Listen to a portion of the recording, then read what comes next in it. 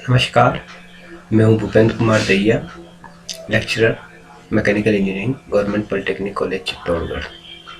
आज हमारा जो चैप्टर है वो है वर्कशॉप टेक्नोलॉजी मेट्रोलॉजी के अंतर्गत सिंगल पॉइंट कटिंग टूल के बारे में। सिंगल पॉइंट कटिंग टूल के बारे में इस बार हम पढ़ेंगे। कोई भी मशीन होती है, उसमें मटेरियल को रिमूव करने की आवश्यकता है। कोई भी वस्तु है, उसको हमारे आवश्यकता अनुसार हमारे को अगर बनाना है तो उसके ऊपर से मटेरियल को रिमूव करना आवश्यक है। और मटेरियल रिमूव करने के लिए जो टूल्स काम में लेते हैं उनको कटिंग टूल्स कहते हैं। ये कटिंग टूल विभिन्न मशीनों में काम आते हैं, जैसे lathe machine, shaper machine, drilling machine, milling machine. और इन मशीनों में जो टूल्स काम आते हैं वो कटिंग टूल्स कहलाते हैं।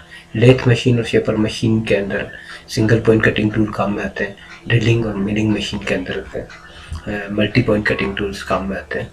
तो हमारा इस बार अभी वाला जो चैप्टर है वो सिंगल पॉइंट कटिंग टूल किस तरह के होते हैं उसके बारे में पढ़ेंगे। जो single point cutting tool, lathe machine, shaper machine, slotter, planer, इनमें सिंगल पॉइंट कटिंग टूल काम में आता है। और सिंगल पॉइंट कटिंग टूल में एक कटिंग एज होती है। इस कटिंग एज से की मदद से वो हम काफ़ी शार्प होती है उसको, और उसके जो मटेरियल होता है वो भी, उसके बारे में भी हम आगे स्टडी करेंगे। कटिंग टूल का मटेरियल है तो उस मटेरियल के कारण वो हार्ड मटेरियल होता है और वो जो वर्क पीस होता है उसको वो काटता है। तो कटिंग ऑपरेशन को पूरी क्षमता से करने के लिए उसकी कटिंग एज का एक विशेष ज्योमेट्री शेप जरूरी है। उस शेप के कारण वो पूरी एफिशिएंटली काट सकता है। तो सबसे पहले हम कटिंग टूल की ज्योमेट्री को समझते हैं कि कटिंग टूल की ज्योमेट्री किस तरह से होती है। तो ये कटिंग टूल का ज्योमेट्रिकल का एक पिक्टोरियल व्यू दिया गया। तो कटिंग टूल, ये एक कटिंग टूल है। इसका ये वाला भाग है जो कि मशीन के होल्डर पे फिट होता है, जिसको हम शैंक बोलते हैं। और इस शैंक के आगे वाला जो भाग है जहाँ कटिंग एज होती है उसको फेस बोलते हैं। इसके साइड वाले भाग को फ्लैंक बोलते हैं। और यहाँ पे ये जो फेस जो होती है, यहाँ पे एक छोटी सी रेडियस होती है, जनरली 0.8 mm तक होती है। अलग अलग में थोड़ा कम ज़्यादा हो सकती है। इसको नोज रेडियस बोलते हैं। और यहाँ पे ये जो एंगल्स बने हुए हैं, ये एंगल्स बहुत इंपॉर्टेंट है इसमें। जैसे ये वाला जो एंगल है, जैसे ये इस एक्सिस, ये कटिंग एज का जो एंगल है, ये साइड वाली ये जो कटिंग एज है, इस कटिंग एज का ये एंगल है, ये साइड रेक एंगल कहलाता है। ये कटिंग एज है। और इसी तरह से ये जो एंगल है, इससे ये वाली एक्सिस है और इससे जो एंगल बना हुआ है ये बैक रेक एंगल कहलाता है। इसी तरह से ये जो एंगल है, ये वाला, इस फ्लैंक का इसकी वर्टिकल एक्सिस से जो एंगल बन रहा है ये साइड रिलीफ एंगल कहलाता है। और इस तरह से यहाँ पे जो ये एंगल बन रहा है ये साइड कटिंग एज एंगल कहलाता है। इसी तरह से ये जो एंगल है यहाँ वर्टिकल एक्सिस से इस नोज के यहाँ से जो फेस जा रही है, ये जो एंगल बन रहा है ये क्लियरेंस और रिलीफ एंगल कहलाता है। इसी तरह से ये जो एंगल बन रहा है हॉरिजॉन्टल से, इस कटिंग एज का जो हॉरिजॉन्टल से जो एंगल बन रहा है ये कहलाता है एंड कटिंग एज एंगल। तो इस तरह से ये इसके ज्योमेट्रिक शेप, अलग अलग पार्ट्स हैं इसके टूल के। इसको हम ऑर्थोग्राफिकली भी हम इन एंगल्स को देख सकते हैं। ये हमारा पिक्टोरियल व्यू में हमने इस तरह से बताया कि इस तरह से ज्योमेट्री एक कटिंग टूल की होती है। कटिंग टूल को अगर अपन देखें ऑर्थोग्राफिकली तो ये जो है, ये उसका जो है, ये फ्रंट व्यू है।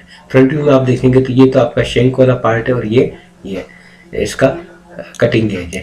तो इस कटिंग एज पे यहाँ ये जो एंगल बन रहा है ये एंगल बैक रेक एंगल कहलाता है। इसी तरह से ये वाला जो एंगल है इसकी नोज से यहाँ से आ रहा है ये एंड रिलीफ एंगल कहलाता है। इसी तरह से अगर टॉप व्यू से देखें अपन, तो टॉप व्यू से देखें तो ये इसकी कटिंग एज है। कटिंग एज से ये वाला जो एंगल है ये साइड कटिंग एज एंगल है। इसी तरह से ये फ्रंट वाला जो पार्ट है इसकी जो ये वाला जो एंगल बन रहा है ये एंड कटिंग एज एंगल है। और ये जो है ये नोज रेडियस कहलाती है।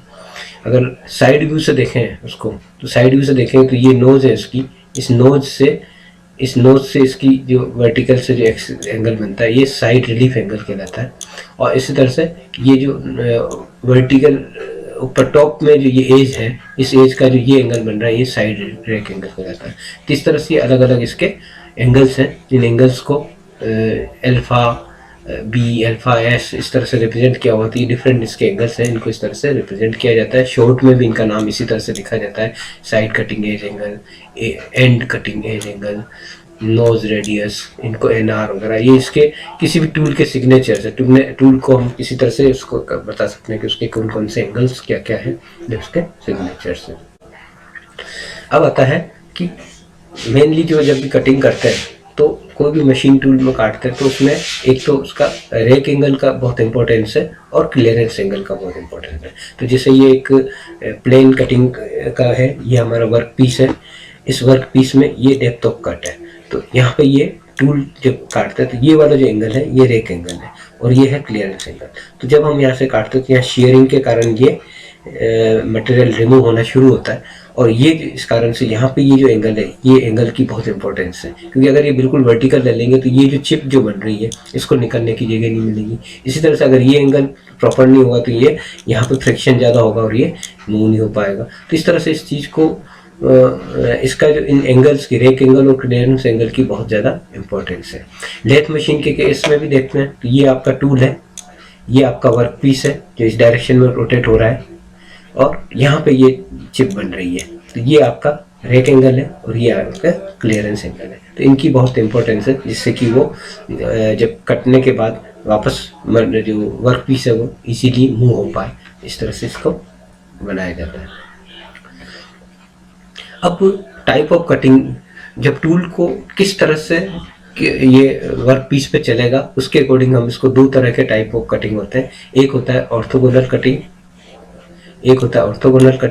और एक होता है ऑब्लिक कटिंग। अब ये ऑर्थोगोनल कटिंग और ऑब्लिक कटिंग।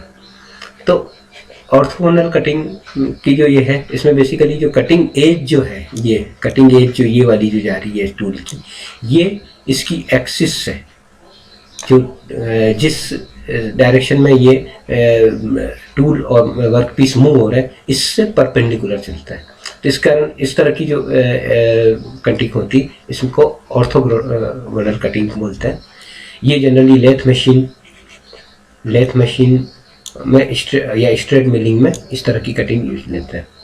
इसी तरह से अगर ये जो कटिंग एज जो है ये इस वर्क पीस की एक्सिस से इंक्लाइंड हो, इस तरह से, तो इंक्लाइंड हो, ये इंक्लिनेशन इस तरह से दिया गया है, तो अगर ये इंक्लाइंड हो तो इस तरह की कटिंग होती कहते हैं ऑब्लिक कटिंग कहते हैं। और ये ऑब्लिक कटिंग जनरली टर्निंग और एक्चुअल मशीनिंग जब हम करते हैं ज़्यादातर में ये ऑब्लिक शेप में होता है, जिससे कि वो काटने में इजी रहता है। तो वो डिपेंड करता है किस तरह की सिचुएशन में काटना है। तो इसमें ये कटिंग एज जो होती है वो इससे इंक्लाइंड होती है। अब आता है कि जब हम कोई वर्क पीस को काटते हैं तो उसकी जो छीलन निकलती है, जिसको चिप्स बोलते हैं, ये चिप जो निकलती है इस चिप के बारे में हम स्टडी करते हैं। चिप बेसिकली जब वर्क पीस ये जैसे जो चल रहा है, ये टूल इसको काट रहा है, तो यहाँ से ये कट के जो ये पार्ट निकलेगा जिसको हम वेस्ट मटेरियल है, जो हमारी चिप्स हैं, ये निकलेंगे। तो ये चिप्स कई तरह की होती है, कंटिन्यूस चिप होती है, डिसकंटिन्यूस चिप होती है, और कंटिन्यूस चिप होती है विद बिल्ट अप एज होती है। तीन तरह की चिप्स होती है। तो अब ये कब कौन सी चिप्स बनती है, तो जैसे कंटिन्यूस चिप कब बनती है, जब हमारा कटिंग एज बहुत शार्प हो, फीड रेट जो होती है वो कम होती है, रेक एंगल ज़्यादा होता है, जो वर्क मटेरियल होता है वो डक्टाइल होता है, और हाई कटिंग स्पीड होती है। हाई कटिंग फीड रेट तो लो होती है लेकिन कटिंग स्पीड जो है वो हाई होती है, और low friction at tool surface. तो इस टूल सरफेस पे फ्रिक्शन कम होता है, तो उस केस में ये जो चिप बनेगी ये कंटिन्यूस चिप बनेगी, बिना टूटे, इस तरह से कंटिन्यूस स्प्रिंग की शेप में बनती जाएगी। तो इस तरह की जो बनती है वो अच्छी मानी जाती है कि इस तरह की अगर बनती तो एक तरह से कटिंग बहुत अच्छी तरह से होती है। दूसरी कटिंग होती है जिसमें ये चिप्स जो है थोड़ी सी बनके और टूटती जाती है, थोड़ी थोड़ी बनकर, मतलब डिसकंटिन्यूस होती है, कंटिन्यूस लगातार नहीं बनती, बीच बीच में वो टूट जाती है। तो इस तरह की चिप कब बनती है कि जब एक तो वर्क मटेरियल हो वो ब्रिटल हो, तो ऑब्वियस है उसकी चिप जो बनेगी थोड़ी सी बाद में टूट जाएगी। दूसरा, कटिंग स्पीड लो हो और रेक एंगल स्मॉल हो, तो ऐसी कंडीशन में डिसकंटिन्यूस चिप बनती है। तो ये इन तीन फैक्टर्स पे डिपेंड करता है। और एक जो होता है, कई बार जब चिप जो है इस तरह से कंटिन्यूस तो बनती है, लेकिन यहाँ पे इस तरह से बिल्टअप एजेस बन जाती है, रफ सर्फेसेस बन जाती है। क्यों बन जाती है? क्योंकि यहाँ पे फ्रिक्शन इतना ज़्यादा होता है कि वो मटेरियल एक तरह से बिल्टअप हो जाता है, बिल्टअप एज बन जाती है उसकी टूल के ऊपर, और इसको बिल्टअप एज कहते हैं। ये कब होता है? जब एक तो फ्रिक्शन बहुत हाई होता है जिससे बहुत टेम्परेचर ज़्यादा हो जाता है, मटेरियल डक्टाइल होता है, और particle of chip adhere to rake face of the tool near the edge, जो चिप के पार्टिकल टूल पे चिपक जाते हैं और टूल की परफॉर्मेंस को कम कर देते हैं। तो ये इस तरह की जो अगर होती है तो इसको कहते हैं बिल्टअप एज। तो ये अलग अलग तरह की ये चिप है।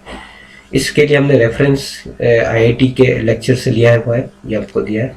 थैंक्स।